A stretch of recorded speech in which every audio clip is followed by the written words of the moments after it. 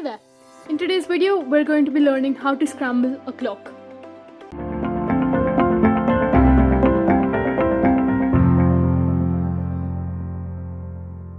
Scrambling a clock can be as simple as solving one, and if you already know how to solve a clock, scrambling it can be even easier. So first, if you don't know how to solve a clock, you probably don't know the notations. So let's start off with the notations. So in a clock, you have 12 of these 9 dials with 12 moves on each of them, as you can see these dots, and with the topmost being 12. And so each pin, if you push up one pin and rotate the dial, it causes you to rotate these 4 dials. So pushing up this pin and rotating this wheel would rotate these 4 dials, and the same this way, here as well as here. And next we have pushing up 2 pins. So since pushing up one pin moves these 4 dials, pushing up 2 will now move these 4 and these 4, so these 6 dials. So if you push up 2 pins, you can move 6 dials simultaneously. So each of these dots corresponds to one number. So for example, if you pushed up this pin and moved it by 1, that would be +1, while if you moved it back, that would be -1. So clockwise would be +1, anti-clockwise would be -1. And again, if you did that twice, it would be +2. So this would be +2, while rotating it back would be -2.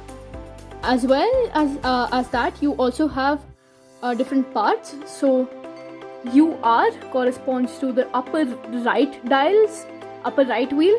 So these 4, so this would be UR, this would be DR, so down right, this would be DL, down left, and this would be UL, up left.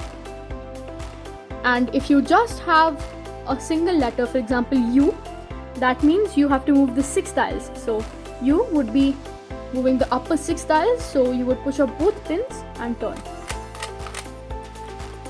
As well as R would be these 6 dials, simply D would be these 6 dials, while simply L would be these 6 dials. So now that we know the notations, let's start off with the scramble. Essentially, you can keep any side on the top. You could keep either the white side or the blue side or whatever corresponding side you have on your clock.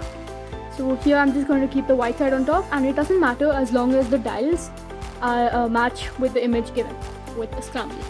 So first off, we have UR1 plus, so you would put the UR pin up and turn the dial once, and then DR3 minus, so 1, 2, 3, and we have TL2 minus, 1, 2.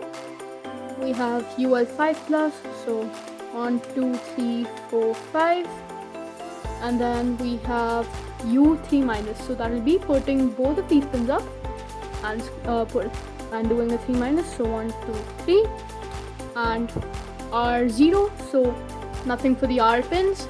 Then we have D4 plus, 1, 2, 3, 4. Next we have L, which is 5 plus, so 1, 2, 3, 4, 5, and then we have all 4 minus, so 1, 2, 3, 4. So basically you push all the pins up and turn the dials 4 times. You can turn any of the dials then, because all of the pins are pushed up. And then we have a Y2, so you flip the clock, and as you can see, these dials are not scrambled yet. So now we shall scramble these. So for this side we have U1 minus, so U pins, and 1 minus. Next up we have R2 plus, 1, 2. We have D3 plus, so 1, 2, 3.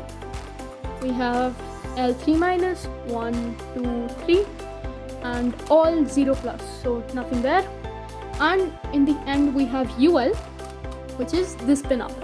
So these 3 pins would be down, and you would just place them on the table like that, with that pin up and those three in the back. So now let's check if the scramble was right, and basically just match all of the dials. The color of the clock itself doesn't matter. So that's right, that's right, that's right, that's right, that's right, that's right, that's right, that's right as well. So this face is right. We just flip the clock and make sure not to mess up the pins. So that's right. Oh, and that's right, that's right, that's right. All those are right. So we have scrambled the clock correctly and successfully. That's it for this video.